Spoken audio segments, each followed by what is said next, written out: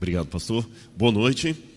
É um prazer tê-los conosco aqui. Eu fico feliz de, mais uma vez, ver a igreja cheia, repleta de visitantes, de membros, de pessoas de outras igrejas que estão aqui.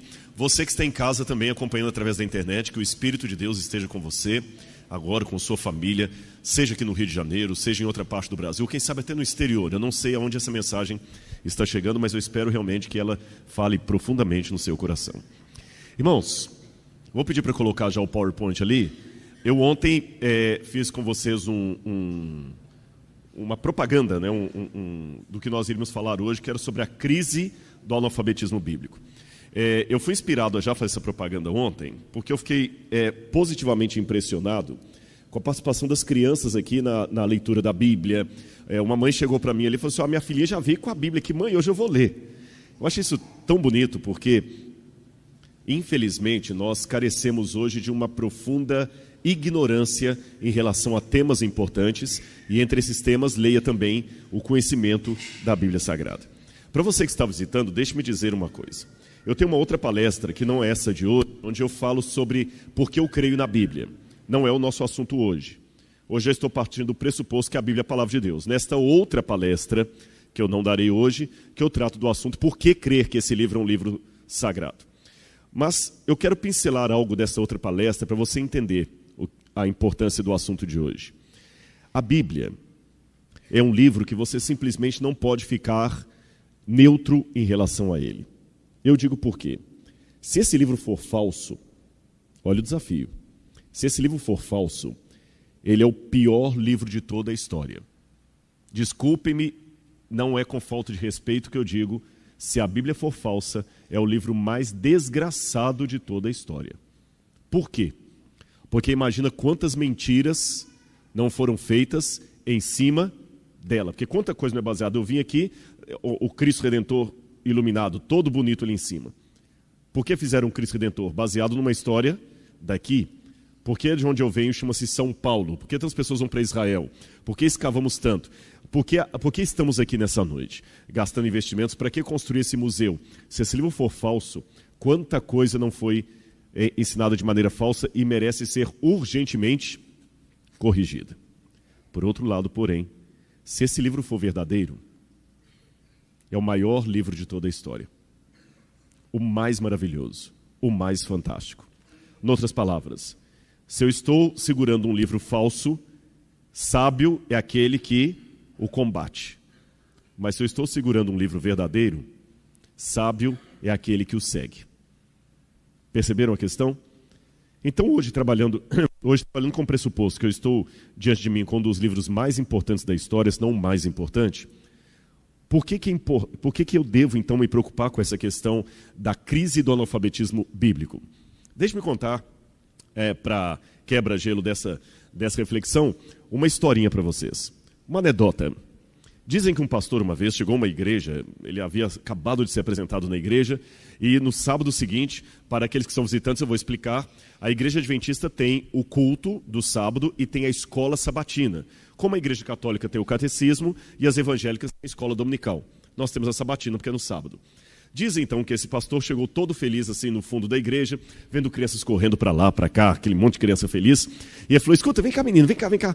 Oi, pastor, eu sou o novo pastor. Sou o novo pastor. Conta uma coisa para o pastor aqui, ele gostava de criança. Conta sim o quê? Quem derrubou os muros de Jericó? O menininho falou assim: o quê? Não fui eu não, pastor. Eu juro que não fui eu. Eu não fui eu, pastor, e saiu correndo. Ele desesperado, o que esse menino teve? Perguntou para um segundo: ei, fulano, vem cá. Oi, quem derrubou os muros de Jericó? Não sei, pastor, não sei, não vou contar também, não sei. Não. E saiu correndo. Tinha uma menininha. Ele falou: filhinha, vem cá. O que, pastor? Quem derrubou os muros de Jericó? Pastor, não sei, pastor, eu juro que não sei. Começou a chorar. Ele preocupado com a situação, chamou a professora das crianças. E perguntou: irmã, pois não, pastor, eu estou com uma preocupação muito séria com as crianças. Mas como o senhor acabou de chegar, mas eu perguntei para 3 das suas crianças, quem derrubou os muros de Jericó? Aquele menininho, aquele outro, a menininha. Saíram correndo, disseram que não foram eles, que não sabiam quem foi. Ela falou: olha, pastor, vou ser sincero com o senhor, aqueles meninos ali são meio bagunceiros mesmo, mas aquela menina, se ela falou que não é ela, não é mesmo não, porque é uma menina muito séria. Preocupado, Ele reuniu a comissão da igreja naquele sábado à tarde. E falou: irmãos, temos que trocar essa professora, alguma coisa está errada aqui. Por quê, pastor? E o ancião era marido da mulher, acho que ele ficou mais irritado por causa disso. Não, eu perguntei para 3 crianças de manhã, quem derrubou os muros de Jericó? A resposta que eu recebi que não eram elas, saíram correndo que não sabiam quem era. E eu perguntei para a professora, não, realmente não deve ter sido aquelas crianças não. Irmãos, como é que a gente faz isso? O ancião pegou um cheque e falou: pastor, sem discussão, fala quanto que é esse muro que eu pago esse negócio aí. Eu sei que foi apenas uma anedota para quebrar o gelo, mas o assunto é sério. Nós estamos padecendo hoje de uma profunda crise de leitura da Bíblia. Só para os irmãos terem noção, nos Estados Unidos, que é um país que tem tantas Bíblias, mais de 90% dos lares americanos têm pelo menos um exemplar da Bíblia. Contudo, menos de 20% da população americana leem a Bíblia todos os dias. Eu não tenho um dado no Brasil, infelizmente o Brasil é muito fraco ainda de pesquisas, assim, a gente tem que pegar a relação americana, mas infelizmente eu acredito que muitas pessoas no Brasil também não leem a Bíblia todos os dias, embora tenhamos tantas Bíblias. Só para eu ter uma noção do que eu estou falando, incluindo smartphones, tablets e a Bíblia impressa, quantos têm pelo menos um exemplar da Bíblia em mãos aqui nessa noite? Olha, não vou falar 100%, porque eu vi umas 2 mãos abaixadas aí, mas chegou perto disso. Eu não vou perguntar quantos a leem todos os dias para não constranger ninguém, mas eu tenho certeza que o número de mãos vai cair. Agora vejam um contraste. Vamos abrir a Bíblia em Apocalipse capítulo 1, verso 3. Eu vou pedir essa moça aqui para ler para mim. Você pode ler? Apocalipse capítulo 1, versículo 3. Capítulo 1, isso, versículo 3. Preste atenção na leitura dela e vejam se vai estar um pouquinho diferente da de vocês. Bem-aventurado é aquele que lê os que ouvem as palavras dessa profecia e guardam as coisas que nela estão escritas, porque o tempo está próximo. Muito obrigado. Viu? Perceberam como ela leu? Eu vou repetir a tradução do que ela leu. Bem-aventurado aquele que lê e aqueles que ouvem as palavras da profecia desse livro e guardam as coisas nelas escritas, porque o tempo está próximo. A sua Bíblia, eu sei que algumas Bíblias estão diferentes, por causa da versão mais moderna, mas existe um detalhe especial que dá uma diferença marcante entre as traduções. Eu vou repetir a tradução dela. Bem-aventurado aquele que lê e aqueles que ouvem as palavras da profecia desse livro. Alguma Bíblia está diferente disso? Qual a diferença? Os que ouvem, eles guardam, né? Sim, mas só essa frase, bem-aventurado aquele que lê e aqueles que ouvem, obedecem. Mas não tem uma diferença de modo verbal aí, não? De concordância verbal? Bem-aventurado aquele que lê e aqueles que ouvem. Não existe uma diferença de singular e plural aí? Como é que está na Bíblia de vocês? Ou de alguns aí? Em algumas Bíblias está bem-aventurados aqueles que leem e aqueles que ouvem. Na versão dela, bem-aventurado o que lê e os que ouvem. A diferença é que numa versão, todo mundo lê, todo mundo ouve. Na outra versão, um lê e os outros ouvem. Essa versão segunda é que está correta. No original grego, está bem-aventurado aquele que lê, singular, e aqueles que ouvem, no plural. Rodrigo, mas é uma diferença pequena, não é não. Sabe por quê? Sabe por que no original grego está bem-aventurado aquele que lê e aqueles que ouvem? O que vocês deduzem? Será que eles tinham tanta Bíblia assim para todo mundo? A Bíblia era tão rara e cara que a igreja cristã primitiva tinha às vezes só um exemplar ou um pedaço em que a pessoa teria que ler e os demais ouvirem. E muitas vezes as pessoas decoravam. Aliás, a Bíblia é muitas vezes feita de maneira mnemônica, ou seja, para facilitar a memorização. Se você pegar os Salmos, a poesia hebraica, ela é sempre em paralelismos. Sempre em paralelismos. A mesma ideia é repetida várias vezes. É como se eu dissesse, a menina era inteligente e bonita. Uma garota esperta e formosa. Eu falei a mesma coisa, menina, garota, inteligente, esperta, bonita, formosa.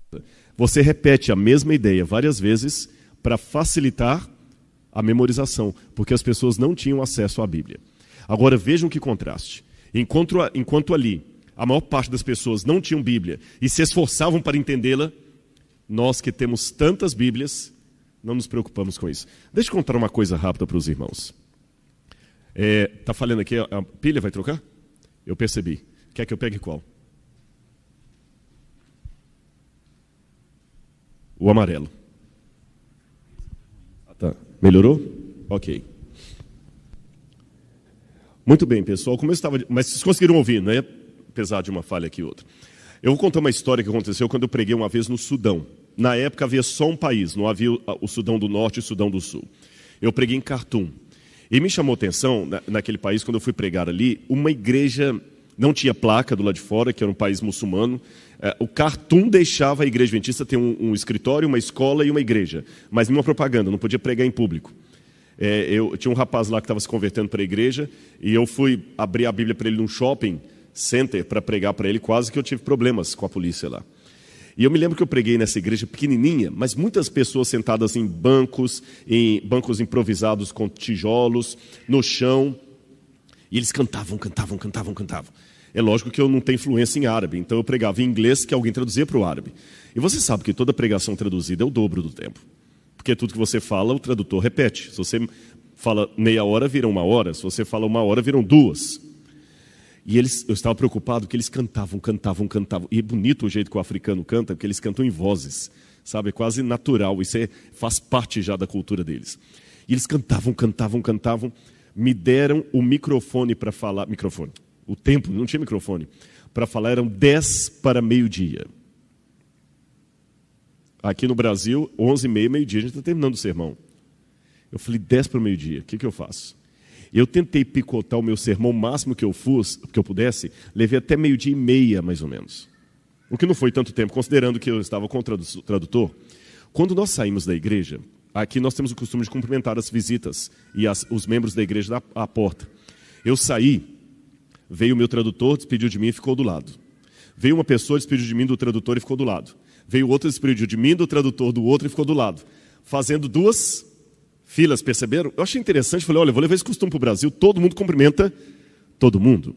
Mas, para surpresa minha, quando o último passou, eles voltaram para dentro da igreja.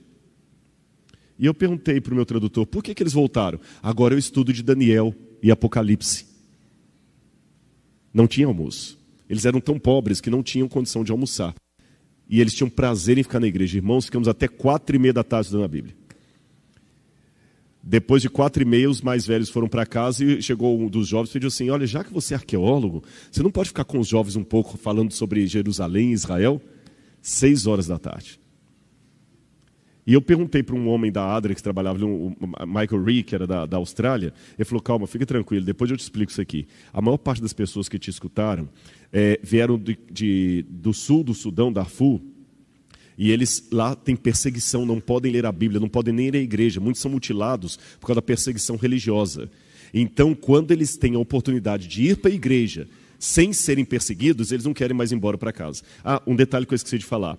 Só havia umas 4 ou 5 Bíblias ali, a minha, a do tradutor e de mais alguns membros da ADRA. O pessoal só ficava me escutando. Será que o nosso problema é que nós talvez não tenhamos demais? Olha o que disse Mário Sérgio Cortella. Nós estamos satisfeitos, nós temos uma TV Novo Tempo, nós temos uma igreja bonita aqui, não é só essa, tem a igreja da Barra, tem a igreja central, não é isso? Tem a igreja de Curitiba, tem tantas igrejas, tantas Bíblias, tantas versões diferentes. Mas cuidado com essa satisfação. Mário Sérgio Cortella disse, a satisfação paralisa, adormece e entorpece. Ela conduz a um estado perigoso de tranquilidade. Não estou querendo dizer que nós não podemos estar satisfeitos, mas eu fico com medo, como eu falei com os irmãos, pouco menos de 1/3 dos americanos, é menos de 20%, essa é uma outra pesquisa, e diz que 26% dos norte-americanos nunca leram a Bíblia. Eles estão um número um pouquinho diferente do outro. E olha uma pesquisa que fizeram de cultura bíblica entre americanos evangélicos, e olha o que descobriram. Isso foi o State of Bible, foi feito pelo Barna Institute e pelo American Bible Society em 2014, recente. Fizeram entrevista e 81% dos entrevistados diziam conhecer a Bíblia e o seu conteúdo. Contudo, menos de 43% deles foram capazes de citar os 5 primeiros livros da Bíblia. 50% sabiam que João Batista, apenas 50% sabiam que João Batista não era um dos 12 apóstolos. 69% acreditavam que a frase Deus ajuda quem cedo madruga estava na Bíblia. 48% acreditavam que o livro de Tomé fazia parte do Novo Testamento. E 58% dos entrevistados não souberam responder quem pregou o Sermão da Montanha. Será que se eu fizesse essa pesquisa aqui também eu teria um resultado melhor? O professor Kenneth Burdin, que é professor de teologia do Novo Testamento no Biola University, ele disse que nós antes costumávamos ser um povo de um livro só, o povo da Bíblia. Mas hoje nós estamos morrendo de inanição teológica, inanição bíblica. E ele, como professor de teologia, observou algo que eu também já vi no seminário. Muitas vezes, grande parte dos alunos que chegam para fazer teologia não sabem de cor nem as principais histórias do Novo Testamento. Cada vez que passa está menor ainda. E um recado especialmente, eu não quero aqui desrespeitar nenhuma religião, por favor, não interpretem assim, mas me permitam a digressão para fazer uma autocrítica do cristianismo moderno. E eu faço essa autocrítica baseada até numa frase de Augustus Nicodemos, um teólogo presbiteriano respeitadíssimo, que por muito tempo foi o deão da Universidade Mackenzie. Augusto Nicodemos falou o seguinte, e para mim é um quadro vivo do que vemos no evangelicalismo hoje aqui. Há muito show, muita música, muito louvor, mas pouco ensino bíblico. Nunca os evangélicos cantaram tanto e nunca foram tão analfabetos de Bíblia. Nunca houve tantos animadores de auditório e tão poucos pregadores da palavra de Deus. Quando o Espírito de Deus está agindo de fato, ele desperta o povo para a palavra. E eu concordo com esse pastor presbiteriano. Porque, irmãos, é lastimável hoje. Você vê muitas vezes algumas pregações em TV, alguma coisa, é mais um sermão de autoajuda, uma palestra de autoajuda enfeitada com a Bíblia. Eu fico pensando às vezes, eu estou cansado já, não que eu acho que a gente não deva animar as pessoas, não é isso. Eu ontem mesmo fiz um sermão aqui procurando animar as pessoas que estão com dificuldades e tudo, mas eu não posso resumir ou reduzir a mensagem bíblica a isso. Há pessoas que todo sermão é só a mesma coisa, é Davi lutando contra Golias. Você vai vencer os seus gigantes. É terça-feira do milagre urgente. Jesus hoje não é mais Salvador.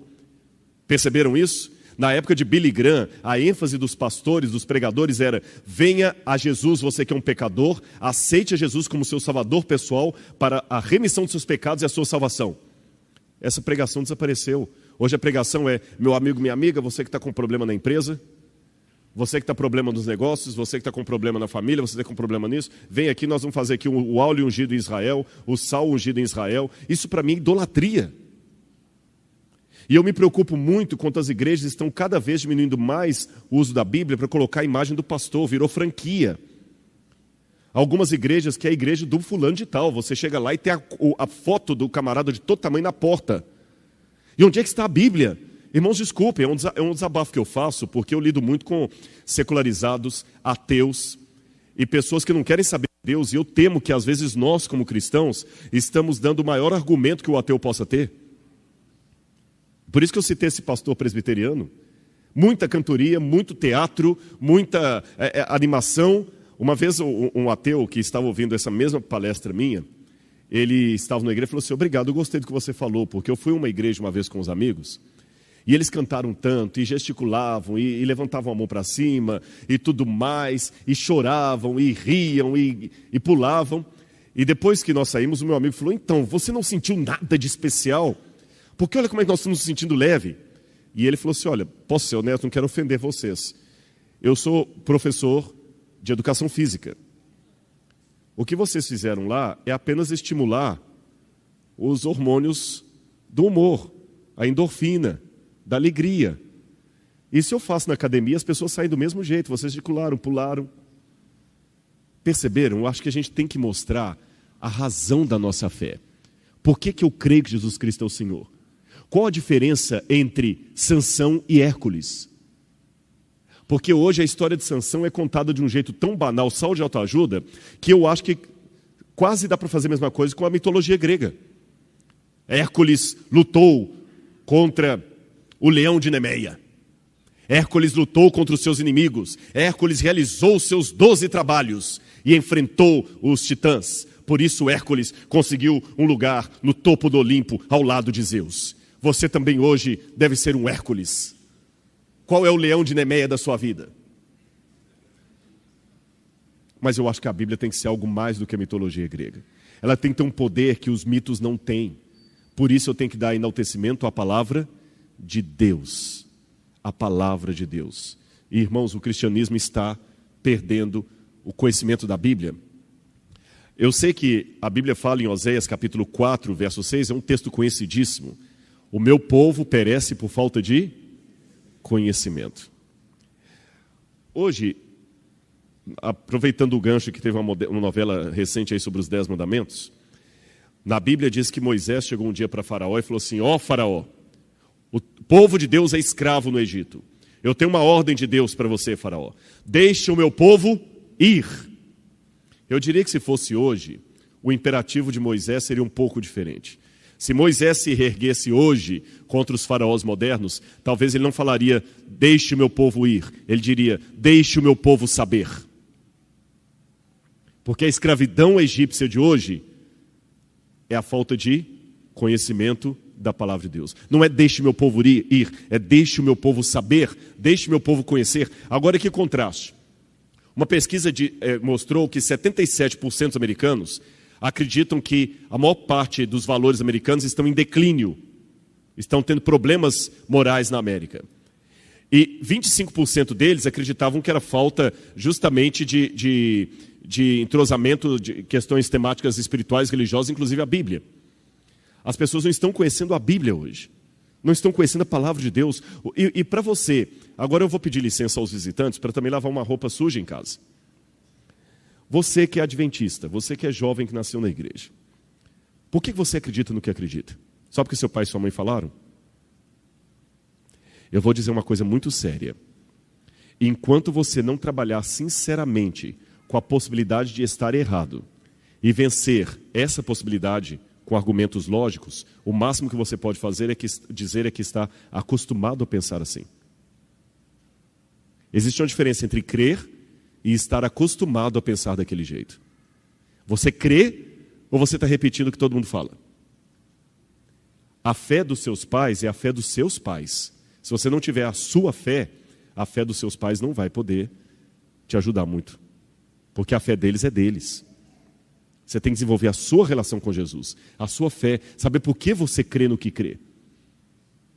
Qual é a razão da sua fé?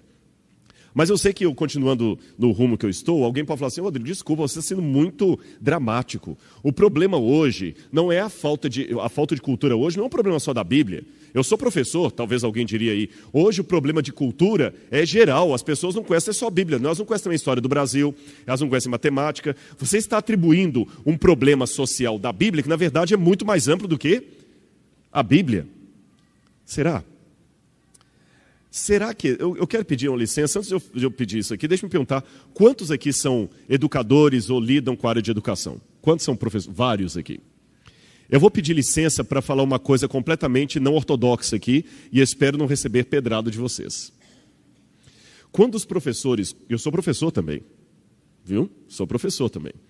Quando os professores dizem que o problema hoje é a falta de cultura, que os jovens não são cultos... no passado também fazia esse discurso. Por exemplo, hoje não incentiva mais a leitura dos clássicos. Hoje não se lê mais Machado de Assis, Dostoiévski, Shakespeare. Não se leem mais os clássicos. As pessoas não conhecem, não se leem. Fala de Nietzsche, mas ninguém lê Nietzsche. Não se leem os clássicos. Mas hoje eu mudei um pouquinho o meu discurso. A pergunta que eu quero fazer para os educadores é o seguinte: será que o problema realmente é a ignorância absoluta? Será que existe mesmo ignorância absoluta?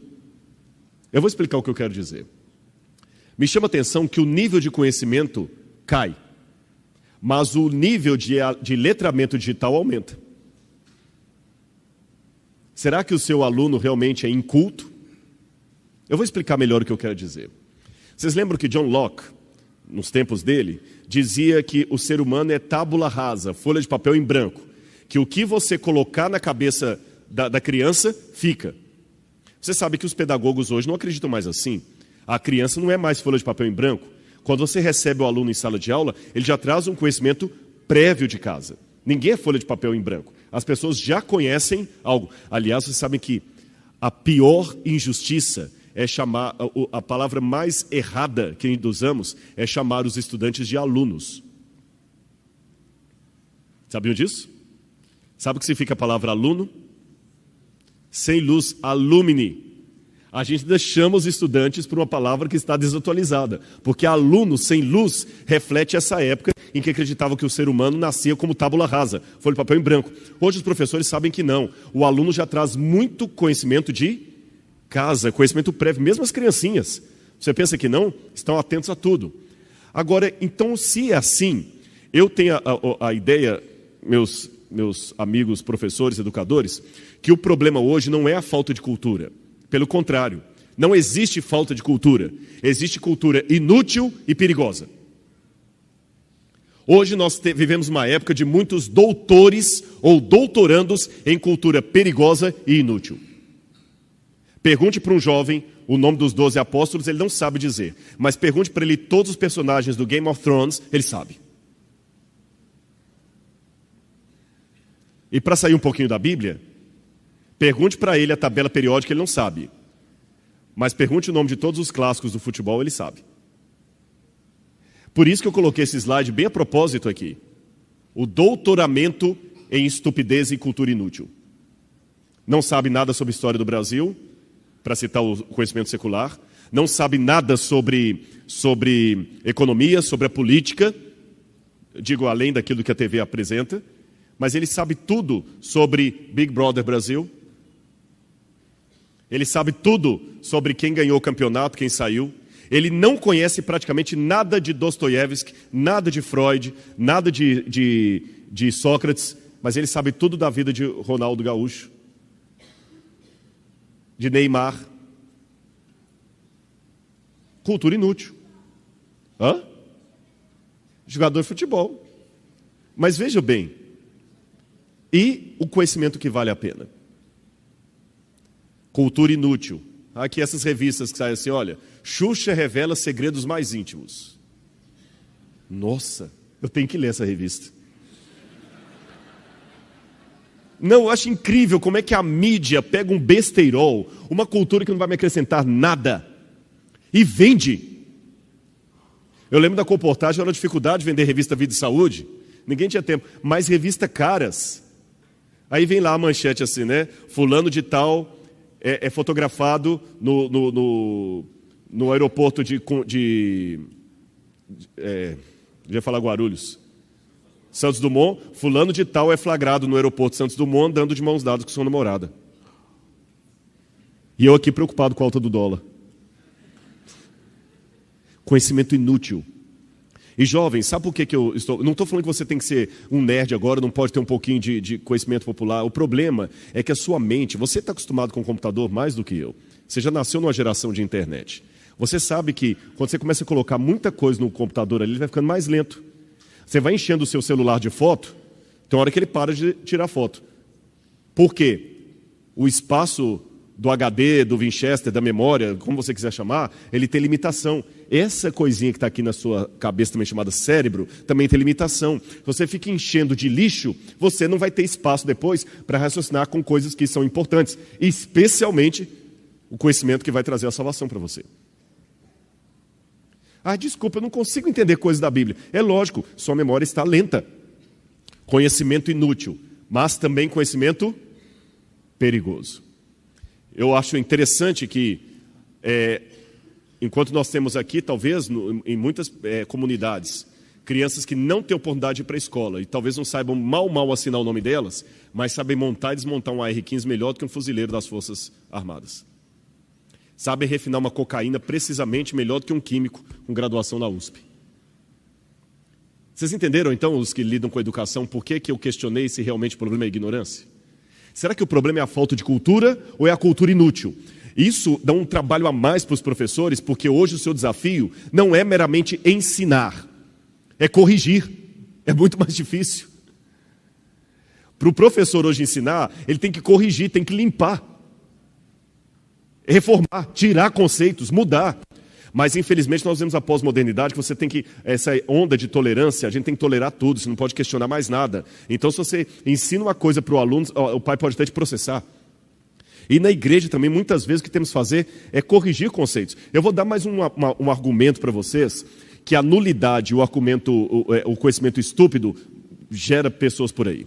Hoje, a enciclopédia mais badalada não é a britânica, não é a Wikipedia. Todos os acadêmicos têm um pavor da Wikipedia, porque ela mistura a frase de um acadêmico de Harvard com uma criança de 10 anos na mesma página. Mas a Wikipedia tem um aspecto social relevante que eu queria trabalhar com vocês. A Wikipedia, você sabe como funciona, ela é alimentada por pessoas de todas as áreas, concorda?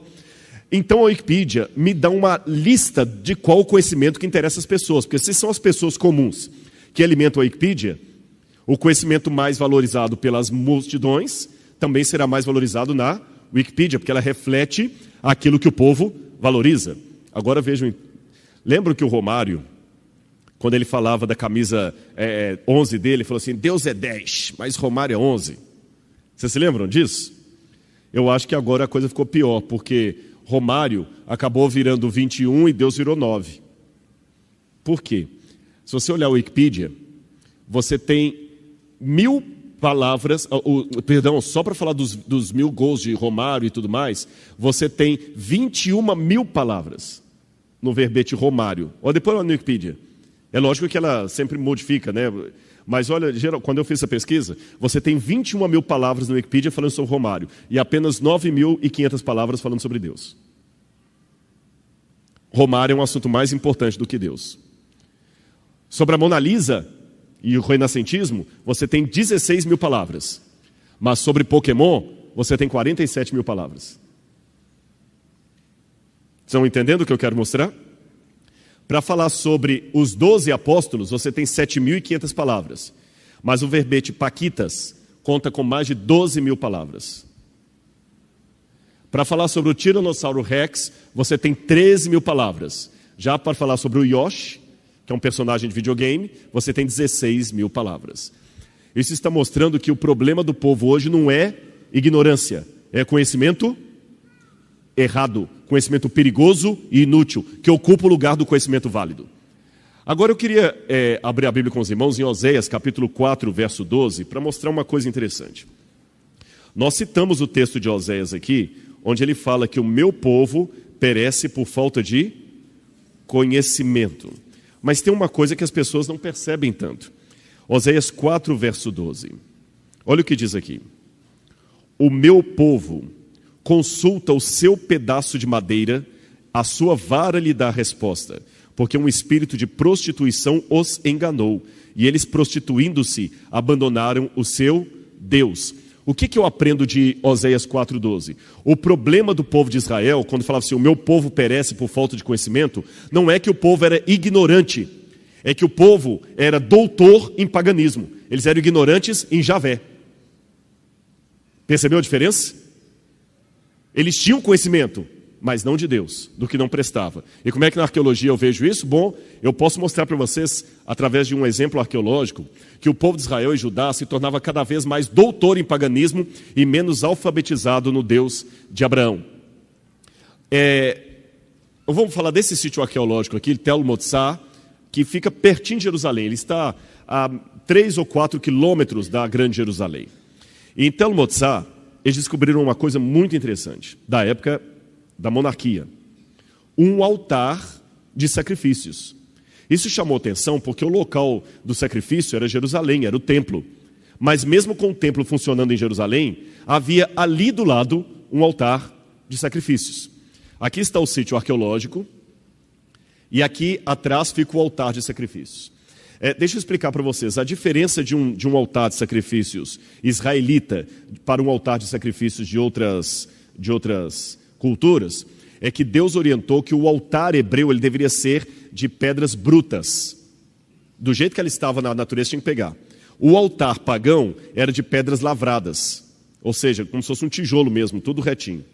Quando eu analiso esse altar, eu percebo que ele é feito de pedras brutas, exatamente como Deus orientou, ou seja, era um altar israelita.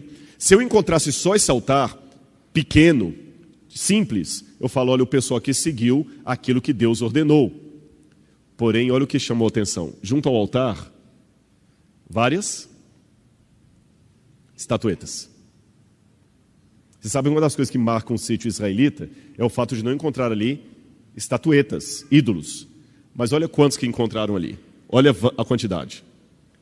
Sincretismo. Eles faziam por um lado o que Deus mandava e faziam por outro o que Deus detestava. E esse sincretismo fascinava o povo de Israel tanto. Vocês estão notando, que animal é esse aqui? Conseguem perceber? É um cavalo, é uma besta de carga.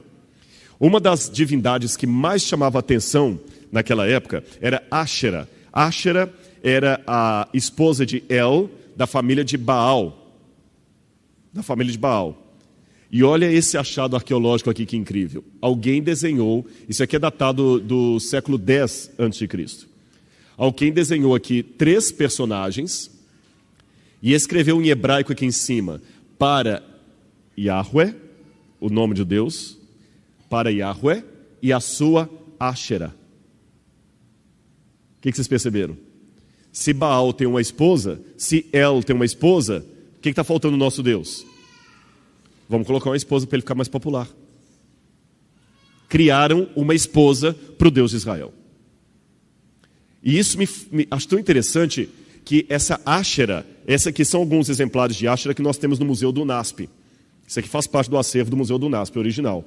Áshera, às vezes aparece com a cabeça de um pássaro, às vezes com a cabeça de uma mulher. E ela tem os seios bem destacados e segura os seios, porque ela era uma deusa da fertilidade, usada na agricultura.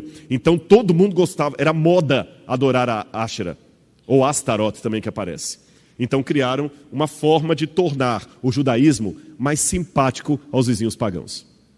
Mas eu não terminei ainda.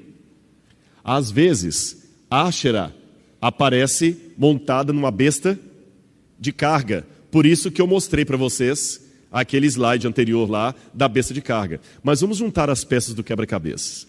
Áshera era a esposa de El, da família de Baal. E ela às vezes aparece montada numa besta de carga. Uma mulher montada numa besta. Mas tem mais um detalhe. Áshera era uma prostituta cultica. Isso faz vocês se lembrarem de alguma coisa do Novo Testamento? Uma mulher prostituta montada numa besta? O que lembra para alguns aí? Apocalipse. A imagem do povo de Deus é justamente, a da prostituição do povo de Deus, João vê uma mulher prostituta montada numa besta. Viram de onde que João tirou aquela imagem? Deus trabalhou do conhecido para o desconhecido. Como João sabia que no Antigo Testamento a mulher montada na besta era símbolo da apostasia do povo de Deus, Deus usou essa imagem para dizer que isso iria se repetir. E hoje nós estamos com problemas de sincretismo também, de apostasia das coisas que Deus orienta. Irmãos, é interessante notar que na história de Israel, essa busca pelos ídolos só passou quando eles tiveram o trauma do cativeiro da Babilônia. Aí eu fico pensando, que tipo de trauma Deus talvez não nos obrigará a passar como um povo para deixarmos também os nossos ídolos. E qual era o grande problema do passado? Vamos tornar o judaísmo mais atraente. Deixa eu abrir uma notinha de rodapé aqui para explicar uma coisa para vocês. É lógico que eu tenho que tornar a minha religiosidade relevante para a sociedade. Lógico que eu tenho que tomar. Tem uma história que eu já contei, talvez alguns já ouviram na internet, eu vou repetir essa história porque ela cai bem aqui. Houve uma vez um episódio, fictício é claro, que um paraquedista pulou do seu avião e veio descendo com paraquedas, mas o vento soprou o paraquedas para longe e ele ficou enroscado numa árvore, pendurado ali, desesperado. Como é que ele descia? Embaixo da árvore passou um homem de terno e gravata, feliz com a sua Bíblia, possivelmente indo para o culto. E o homem de cima da árvore falou, ei, por favor, você embaixo. Ele, oi, ajude-me a descer. Ajudo. Ah, olha que legal, o senhor é um paraquedista. Sim, eu sou um paraquedista, realmente. Você me ajuda a descer? Ajudo, que legal. Olha, o senhor pulou de um avião que acabou de passar, não foi? Porque eu estava vindo, eu escutei o barulho do motor. Eu pulei daquele avião. Você me ajuda a descer? Porque tem incômodo, eu ajudo. Outro detalhe, O senhor é das Forças Armadas, o senhor é da Aeronáutica, porque eu estou vendo que o senhor está de uniforme. Eu sou da Aeronáutica.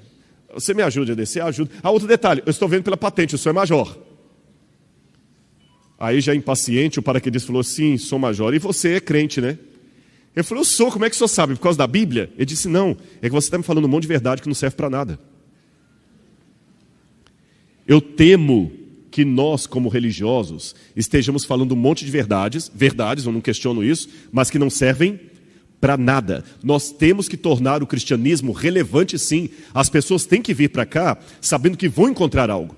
Porém, contudo, entretanto, todavia, eu não posso tornar o meu cristianismo tão relevante a ponto de perder a minha identidade e aquilo que me diferencia. Porque se as pessoas vierem à igreja para encontrar o que já tem lá fora, para que elas vão vir? Irmãos, eu não sou médico, eu sei que há muitos médicos aqui, eu vou pedir licença para entrar na área de vocês, só figurativamente falando, eu não sou médico, mas uma coisa eu tenho certeza, que a diferença entre veneno e remédio é uma questão de dosagem. Então, até que ponto você está querendo tornar a igreja mais simpática, mais atrativa? Olha isso aqui que eu vi nos Estados Unidos, mesclas modernas. O que vocês estão notando de interessante aqui? Jesus, não é? Isso é a sala da escola dominical de uma igreja evangélica americana, pintada pelo pastor jovem. E está Jesus ali no meio, acompanhado por quem? Pelos Avengers. E o que tem Hulk a ver com Jesus? A justificativa, não, as crianças gostam demais dos super-heróis. Então a gente tem que, de alguma maneira, colocar Jesus junto com os super-heróis para atrair as crianças. Essa mesma, uma outra igreja também, pegando carona na mesma ideia, escreveram assim também na sala das crianças, Jesus. Mas só que quando você vê aquilo, você pensa em Jesus ou pensa em Clark Kent? Eu penso no super-homem. Eu não penso em Jesus. E essa igreja, que é a Westgate Church of Christ, fez um acampamento de verão com os jovens da igreja, e o nome era Super-Heróis da Bíblia. Olha lá, super-heróis espalham a mensagem de fé. Mas não tem nenhum herói da Bíblia. Só os heróis da Marvel. Olha lá. E todos me vestidos de Homem-Aranha, não apareceu nenhum Davi ali, não apareceu nenhum Sansão. Esse aqui é um dos líderes da igreja vestido de Homem-Aranha, e esse é o pastor dos jovens vestido de Batman. Eu sei que alguém pode falar, mas isso não vai acontecer no Brasil. Cuidado. Às vezes é muito fácil ver o defeito do lado de lá. E eu também tenho receio daquele argumento que se dá às vezes na igreja, que é o argumento da estética. Ah, mas isso é bonito. Eu não quero aqui dar palestra sobre música, porque eu não sou músico, vocês nunca vão ver uma palestra sobre música minha. Porque se sentar no piano ali, eu não sei o dó central. Então, para que eu vou falar de uma área que eu não domino? Eu vou falar bobagem aqui. Mas eu fico preocupado com algumas argumentações. Ah, não importa o estilo da música, não, o que importa é que seja bonita, que toque as pessoas. E tem que tocar. E quanto mais legal, será? Eu lembro da história de Caim e Abel. 2 altares. Um altar de frutas, coisas da terra, e um altar com animal sacrificado. Qual dos dois era mais bonito? De frutas, claro. Mas Deus criou o altar de Abel. Eu tenho que aceitar o desafio de aprender a trocar a estética pela ética. Nem tudo que é bonitinho faz parte do plano de Deus. Agora, cuidado, para não parecer que eu estou levando vocês ao fanatismo. Deus pede na Bíblia para que eu seja diferente, mas Deus não pede para eu ser esquisito. Tem irmãos da igreja que confundem ser diferente com ser esquisito, ser estranho. Também não quero agora que ninguém aqui mais assista um filme, um desenho animado. Não é isso, não é isso. Queima a televisão, não é isso. Freud, vocês sabem que ele ensinava para os alunos dele que o charuto, às vezes, era uma reminiscência do inconsciente a respeito do seio da mãe. Mas havia às vezes que os alunos ouviam fumando um charuto e falavam, mas professor Freud, isso não, calma, há momentos em que o charuto é apenas um charuto. Então é lógico que você tem momentos que você sabe que assistir um filme é só assistir um filme. Lembra o que eu falei? A diferença de veneno e remédio é uma questão de dosagem. Não é o cachorro bater o rabo, é o rabo bater o cachorro. Então tá bom, Rodrigo, se o problema é uma questão de limite, qual é o limite? Para eu não ser um crente assim desatualizado e ao mesmo tempo não perder os meus princípios. Bom, primeira coisa que eu sugiro à igreja, cuidado.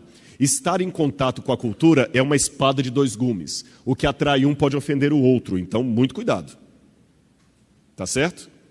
Não é porque aquele música atrai um tipo de jovem que eu vou botar aqui agora o pessoal com uma banda, uma roda de samba aqui para atrair o pessoal da Mangueira. Agora, também devo estar sempre alerta contra o orgulho. Isso é uma coisa mais para nós pregadores. Será que o pastor que quer usar, às vezes, assim, uma roupa muito jovem, ele está usando realmente para atrair os jovens ou por uma questão de vaidade disfarçada? Essa é uma autoanálise que eu, como pregador, porque às vezes o pregador pode ter vaidade. Vocês entendem, né? Exibir um determinado... Não, é só para atrair os jovens. Mas, na verdade, é uma maneira de ser como é que chama aqueles homens vaidosos? Esqueci o nome que se usa. Hã? Metrosexual. Eu sou um pregador do Evangelho. É lógico que a gente tem que andar bem vestido. Eu sei que uma visita vier aqui, se eu tiver com a gravata roxa, uma camisa amarela e um terno do meu avô, de bolinhas, você não vai conseguir prestar atenção no que eu estou falando, porque o meu terno não vai deixar. Bom gosto, não é isso? Porém, tudo tem seu limite. Outro detalhe, cuidado ao fazer o cristianismo mais relevante, em lembrar que muitos princípios do Evangelho estão extremamente fora de moda. Nem pense em se tornar um servo de Deus se você quer soar razoável para a maioria das pessoas ou se você quer influenciar um grande grupo de pessoas com suas ideias. A proclamação da cruz é loucura para uma grande parte da comunidade artística. Devemos amar mais o Salvador do que o nosso respeito pelo outro. Eu devo respeitar o jeito de cada um vestir, mas eu tenho que amar mais do que o Salvador falou. E eu não devo desprezar os nossos irmãos e irmãs de forma nenhuma. Irmãos, isso é um dado histórico que eu tenho. A maior parte do cristianismo, através dos séculos, sempre foi formada por gente simples, pobre e com baixa cultura. Quando você pega as catacumbas de Roma, você analisa os grafites que os cristãos primitivos escreviam lá, havia tanto erro de concordância de grego e de latim, que era a língua deles, que você vê que a maioria das pessoas eram semi-analfabetas. Mas essa maioria dos cristãos, com um ar até de breguice, de simplicidade, são os meus irmãos. São eles que sustentam a igreja. Então também eu não posso agora, em nome do evangelho ao pós-moderno, menosprezar essa grande parte da igreja que é constituída de pessoas simples. Vocês estão compreendendo o que eu quero dizer? A igreja é feita por leigos. Leigos. E é isso que trouxe essa igreja através dos séculos até aqui. Então temos que ter tudo resolvido, organizado, sim. Mas sem menosprezar aquele irmãozinho simples, que ainda vem com um terninho simples e a biblinha toda surrada e não sabe bem o português. E nem todos os crentes que tentam ser descolados são bons nisso. Então não tente ser descolado demais. A gente fala muito de vaidade cristã. Temos que cuidar, porque a vaidade influencia muito o homem também. Existe uma maneira machista de falar disso como sendo só mulher. Cuidado. E cuidado para você não ser um pouquinho fora daquilo que você é. E ser como a cultura pode tornar mais difícil enxergar o Evangelho. Porque quanto mais eu entendo o mundo e a sua definição do que é atraente e legal, menos eu devo me sentir atraído por ele. Porque os valores do mundo são outros. E aprenda também a viver com o mínimo de diferença social. Os encontros e as convivências culturais hoje são inevitáveis. Por exemplo, por que eu coloquei aquela foto ali? Eu sei que a igreja tende a ser conservadora, mas não devemos fazer um conservadorismo barato. Quando eu era criança, eu lembro que tatuagem era uma coisa detestada. E também não pense que eu estou fazendo aqui apologia à tatuagem. Não é esse o meu tema. Não confunda o exemplo com o tema, certo? Mas deixe-me dar esse exemplo. Tatuagem era uma coisa que não era bem vista. Lembra da época da ditadura militar? Se você tivesse uma tatuagem, você não podia ir para o exército, você não podia trabalhar em repartição pública. Lembram disso? É porque passou pela cadeia. Mas os tempos mudaram. Hoje tatuagem virou uma coisa normal. Quase todo mundo faz tatuagem. E tatuagem não sai com água e sabão. E muitas dessas pessoas tatuadas se tornam membros da igreja. Eu vou ter sensibilidade para não olhar para a tatuagem dele e tratá-lo de igual maneira? Será que eu estou preparado para receber pessoas tatuadas para vir falar aqui na frente? Para usar uma camisa de manga no acampamento? Não, esse não pode ser líder dos jovens, não, porque ele tem uma tatuagem aqui, os jovens vão ver. Eu tenho que estar um pouco mais aberto. Senão, vou criar uma discriminação desnecessária. Perceberam a questão? Houve uma moça que levou o pai dela em São Paulo numa igreja e ele era tatuador. Ele não aguentou ficar muito tempo na igreja, porque ele falou que o pessoal olhava tanto para ele assim que ele se sentiu mal e saiu. Sabe uma coisa que eu tinha vontade de escrever? Eu estou com isso na cabeça. Inspirado na Glorinha Calil, que ela é uma socialite que não é fresca, desculpe. Ela é prática. Ela é muito prática. Ela ensina como usar um celular em público, não é? Eu pensei, talvez, não que eu seja a pessoa ideal para fazer isso, mas eu tive esse insight de fazer um manual de boas maneiras na pregação do Evangelho. Porque às vezes eu tenho uma maneira brega de pregar o Evangelho que mais afasta do que ajuda. Sabe, como é que você toca determinados temas para não tornar o Evangelho uma coisa, sabe, ridícula? Bom, isso é só uma digressão. Agora, fala-se muito de tentação, mas existe também o pecado da distração, cuidado, viu? Muitas pessoas não leem a Bíblia hoje, não é porque eles estão fazendo coisa errada, é porque eles estão fazendo coisa certa em quantidade errada. Qual a diferença, Rodrigo? Eu não entendi entre tentação e distração, eu explico para você. Tentação, alguém que está na internet vendo site pornô. Isso é tentação. Distração, alguém que está na internet olhando a página do UOL, mas o dia inteiro. O Facebook, o dia inteiro. Ninguém vai chamar a atenção de um jovem, de um membro da igreja, porque ele está navegando na página do UOL ou no Facebook dele. Ninguém precisa navegar escondido no UOL. Na pornografia, sim. No UOL, não. Pornografia é tentação, o UOL é distração. E eu fico achando que às vezes a ameaça maior da igreja não é a tentação, é a distração. Porque a tentação, todo mundo vai falar que é errado. Uma mãe vai dizer assim, olha, por favor, converse com meu filho que eu peguei, esfalaguei no quarto mexendo com pornografia. Mas é a distração. Ela é igualmente satânica. Ela te distrai com coisas que não são moralmente erradas, mas te tomam o tempo da palavra de Deus. É interessante que, vocês lembram de Oliver Oyl, que falou do livro 1984? Ele disse que quando as pessoas, aliás, na época de Oliver Oyl, ele dizia que o governo totalitário seria o grande problema da humanidade. Mas existe um outro autor, Neil Postman, que diz que o problema da humanidade hoje não é o governo totalitário.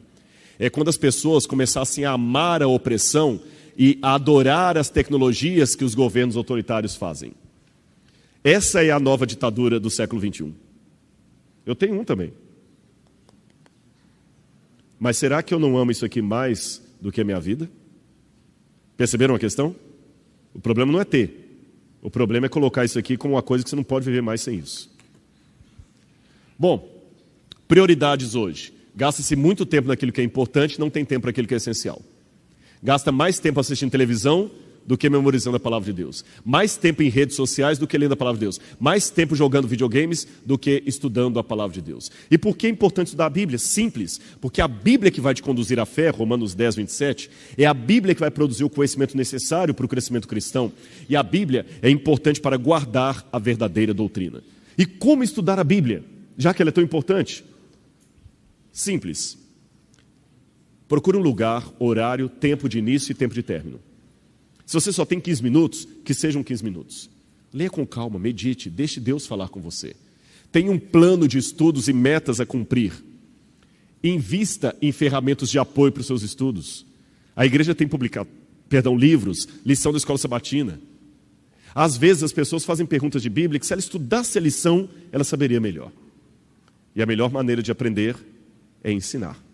Quanto mais você falar daquilo para os seus filhos, você vai mais aprender. E não esqueça o lado espiritual. Você não está lidando com um livro qualquer. Agora, quando e onde começar? Durante a infância. Lembra que os judeus tinham um costume muito interessante no livro de Deuteronômio, que Deus mandou colocar a lei na fronte e nas mãos dos filhos. Por isso que os judeus até hoje têm esse costume de colocar, às vezes, nas orações, uma caixinha aqui e outra aqui. É a Torá, é a lei. E quando ele faz essa oração, Baruch haba Adonai Eloheinu melech haolam hamotzin, ele vai fazendo aquelas orações ali, ele está sempre lembrando, mantenha a lei, disse o livro de Deuteronômio, diante dos olhos dos seus filhos, fale da lei sentado, em pé. Irmãos, eu vi isso em Israel. Você tem duas classes de famílias em Israel, aquelas que são religiosas conservadoras e as que são liberais. O contraste é incrível. Quando eu fico num hotel mais religioso, diferente de um hotel mais secularizado em Israel, olha o que eu já percebi. E no verão, hotel secularizado, aquele bando de adolescentes sozinhos, com os monitores, correndo para todo lado, quebrando coisa, rindo, brincando, os monitores desesperados lá, sem saber como controla. Aquele monte de garotas e rapazes, segurando para não dormir em quarto separado. Para continuar dormindo em quarto separado. Aquele monte solto lá, rindo, dando gargalhada e tudo mais. Quando eu estou num hotel religioso mais conservador, no sábado, eu vejo ao pôr do sol as famílias sentando com os filhos em grama, em mesa, o pai, o avô, o tio, que eles viajam juntos em família, e os filhos ao redor da mesa, e eles cantam. O pai começa a contar histórias da família, história do povo de Israel, e as crianças ficam todas assim ouvindo o pai. Comparando as duas situações, aqueles filhos de pais mais piedosos dificilmente largarão o judaísmo. Eles têm muitas barreiras emocionais para quebrar. O que está acontecendo na América hoje? Por que você tem... Quem já foi para os Estados Unidos aqui, você já viu a quantidade enorme de velhinhos trabalhando em Walmart, em pedágio? Aqueles velhinhos lá todos segurando, passando lá, você entra no Walmart, lá tem aqueles velhinhos lá puxando carrinho. Por quê?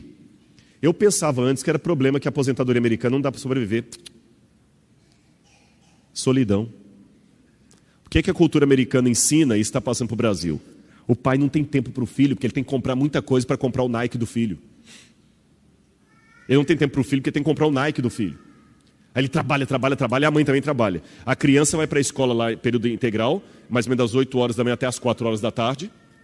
Quando chega no Summer Holidays, que é o período do verão, o pai não tem tempo, manda o filho para acampamento, igual a sessão da tarde.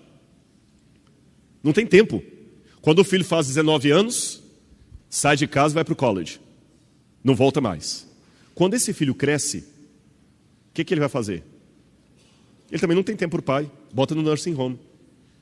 E só visita no dia de ação de graças e no Natal. Às vezes tira o velhinho de manhã, leva para casa e devolve à noite. Não tem apego. Será que isso não está começando a acontecer no Brasil também? Irmãos, desculpa, é muito fácil você falar, Rodrigo, você não tem filho. Olha, eu não sei, mas eu sei de uma coisa. Eu posso não falar, mas eu fui filho de alguém. Estou repetindo o que pais piedosos disseram. Arrume, se vire, dê tempo para os seus filhos. Se você não fizer isso, um traficante vai adotar seu filho. Ele vai ter tempo que você não tem.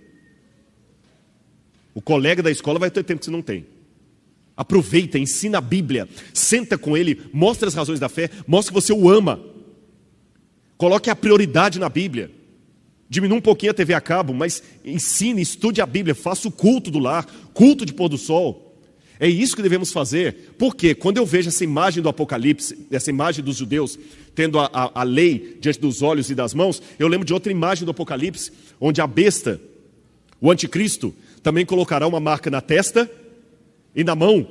Não seria uma contrafação daquilo que Deus mandou? Deus mandou colocar a lei diante dos olhos e na mão o anticristo coloca a sua marca. E o anticristo, hoje, embora a marca da besta ainda não aconteceu no sentido profético, de maneira simbólica, eu posso dizer que o anticristo está começando a colocar mini marcas na nossa juventude.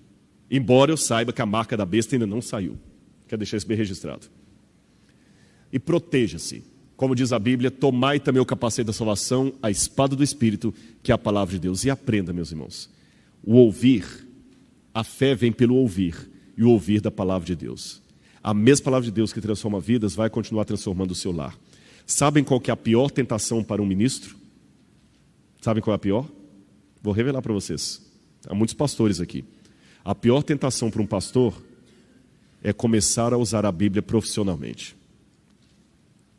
O dia que você usa isso aqui de maneira profissional, você perdeu o seu ministério. Mas não seria talvez a pior tentação para você? Querem um exemplo final do que a Bíblia pode fazer no seu lar? Querem? Então preste atenção nesse vídeo que eu vou mostrar para vocês. Eu mencionei ontem que você já deve ter visto sermões bonitos de pastor Luiz Gonçalves, pastor Alejandro Bulhon, pessoas se emocionando, não é isso? Você imaginou um sermão tão poderoso quanto o de Luiz Gonçalves, pregado por uma garotinha pequenininha, que faz um apelo em rede nacional, e uma criança aceita o apelo e se emociona? Querem ver isso essa noite? Presta atenção nesse vídeo, então, que foi gravado no programa do Raul Gil. E, ao assistir esse vídeo, especialmente o final, o início dele não parece uma coisa além de uma criança inteligente. A surpresa está no final. E pense, ao assistir esse vídeo, o que Deus pode fazer com você e sua família se você colocar a Bíblia no coração das suas crianças. Preste atenção. Fala, então. A Bíblia está cheia de histórias de pessoas que fizeram Deus ficar muito feliz. E esta é mais uma delas. No livro de Gênesis, conta que teve um tempo em que os homens ficaram muito maus. Por isso, faziam coisas terríveis, matavam, roubavam, brigavam uns com os outros. Era uma loucura. E aí, pessoal, que isso? Vamos parar com essa bagunça, isso? O que está acontecendo aqui, afinal de contas? Brigando de novo. Mas que coisa, você só sabe arrumar confusão, hein? Ponto. Chegou, Santi. Sai pra lá, não é? Vem se não se mete, for chamar, tá legal? Vamos querer saber você não, cara? Nós queremos saber mesmo. É de muita farra, muita animação, socorro, muita loucura, tá, pessoal?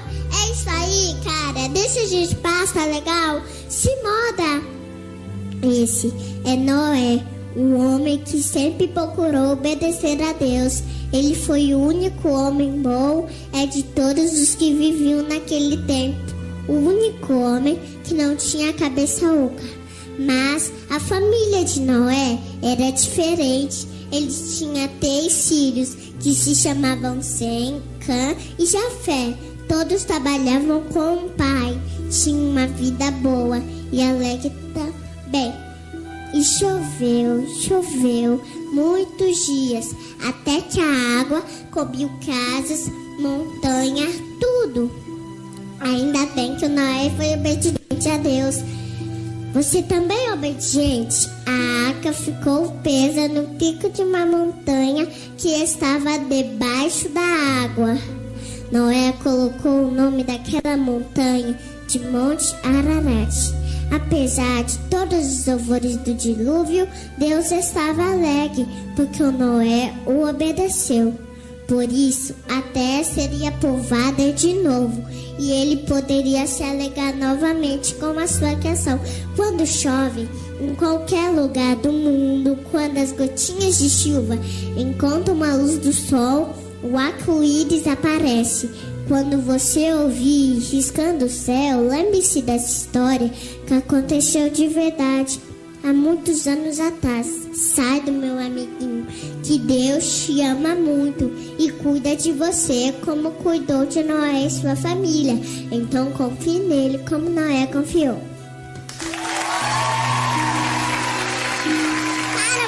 Agora que vem a surpresa. Veja o que vai acontecer. Gostei, hein?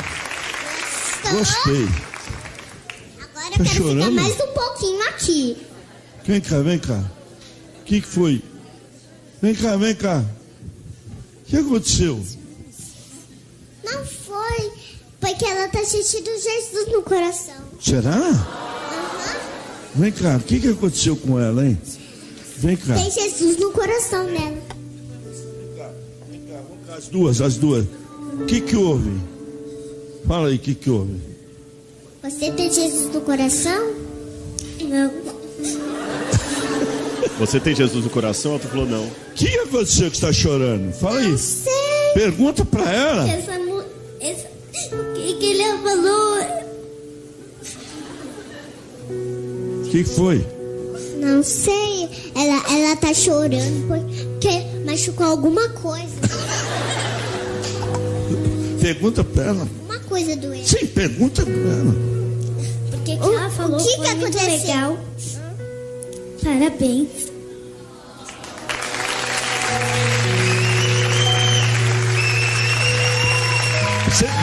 Você quer orar pra ela também? Quero. Ajoelha aí que ela vai orar pra você. Atenção, fala no microfone. Querido Papai do Céu, abençoe a Yasmin, dê a ela muita saúde, paz e muita felicidade para ela e para a sua família. Em nome de Jesus, amém.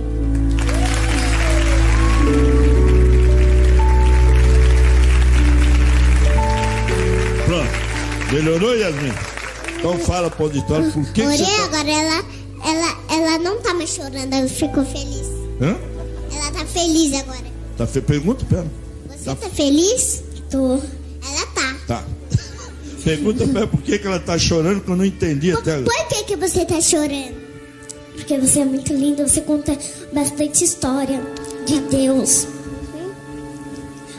Você conta todas as histórias, todo mundo chora. Presta atenção, olha. Que tem alguma coisa na família, Ó. eles choram. Que tá acontecendo essas coisas, né? O que E tem? meu coração.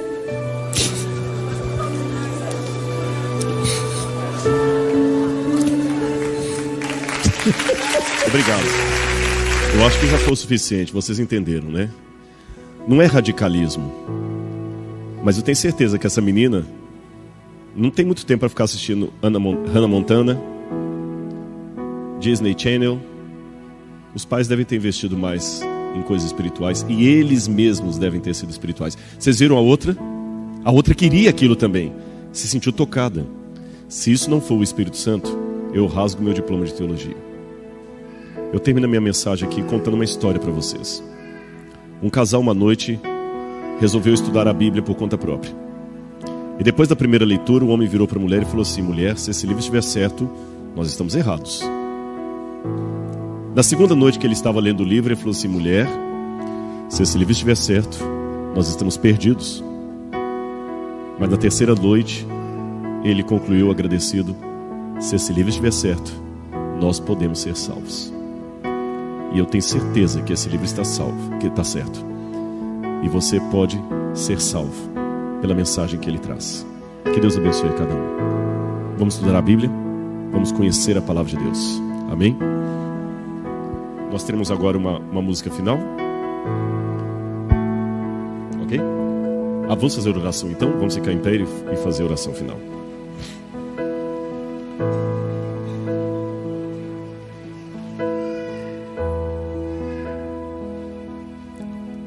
Obrigado, querido Deus, por tudo que Tu nos dás. Obrigado pelo conhecimento extraordinário que nós temos de Ti e das Tuas verdades a respeito da Bíblia Sagrada. Dá-nos, Senhor, vontade de estudar esse livro. Dá-nos, Senhor, vontade de conhecer essa mensagem que tem transformado tantas vidas ao redor dos séculos.